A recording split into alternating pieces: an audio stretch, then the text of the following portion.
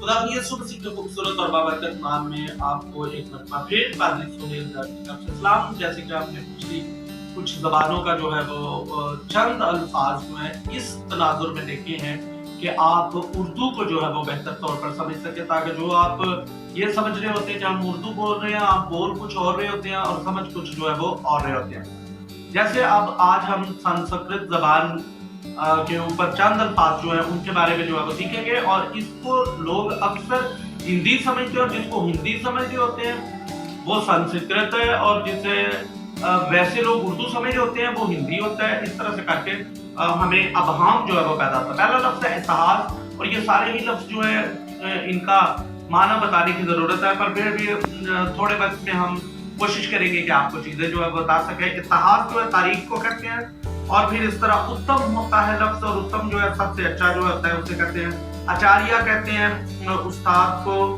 गुरु को।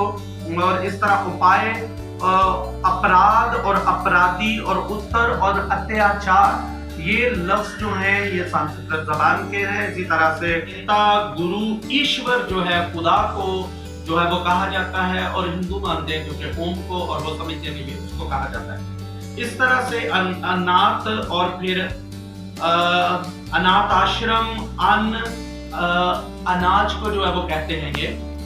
और फिर लफ्ज है अन्याय, नाइंसाफी को। फिर अंतर जो है फासले को कहते हैं। अंतर्यामी जो है जैसे राज जानने वाले को कहते हैं। अमर जो है वो हमेशा जिंदा रहने वाले को कहते हैं। आदेश हुक्म को कहते हैं, हदायत को कहते हैं। आसन जो है बैठने की हालत को कहते हैं। आकाश जो है आसमान को कहते हैं। आनंद जो है लुत्फ को या आराम को, चैन को, रूहानी खुशी को कहते हैं। गायक एक लफ्ज होता है, गाने वालों के लिए बताने लगा हूँ, ये संस्कृत ज़बान का लफ्ज है। और मुगन्नी, गवैया, गाने वाले को जो है वो कहते हैं। इसी तरह से आरती लफ्ज जो होता है, आरती, ये संस्कृत ज़बान का लफ्ज है। अप्सरा, और फिर आ गया।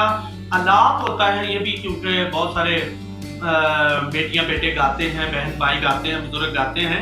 तो अलाप जो है संस्कृत ज़बान का लफ्ज है, जिसका मतलब है आवाज, नगमा, आवाज का उतार चढ़ाव, गाने में सुरों का ऊंचा करना, तान लगाना जो है जिसको कहते हैं। भवन जगह को कहते हैं। मधुर, मीठा, सुरीला जो है संस्कृत का। मुक्ति लफ्ज जो है कई बार तो हम गीतों के अंदर गाते हैं, पर हमें नहीं पता कि हम संस्कृत ज़बान का लफ्ज बोल रहे हैं। मगन भी खुश या बेखुद, मस्त को कहते हैं। और नराश, मायूसी को, नाउमीद। और फिर नराशा, और नारी, और नारी लफ्ज जो है हिदायत की किताब के अंदर आता है, और नारी जो है ये भी संस्कृत ज़बान का लफ्ज है। इसी तरह से नाग और वीर एक लफ्ज होता है। वीर, बहनें भी अपने वीर भाइयों को वीर कहती हैं, और संस्कृत में वीर जो है बहादुर को कहा जाता है। विधवा, बेवा को कहते हैं। वेद, फिर इसके बाद मोहन, प्रकाश, प्रलोक और प्रेम, ये लफ्ज जो है संस्कृत ज़बान के हैं। और पूरन और सुहाग और स्वर्ग, स्वर्ग लफ्ज संस्कृत का है। खुदाबंद आपको बड़ी बरकत दे।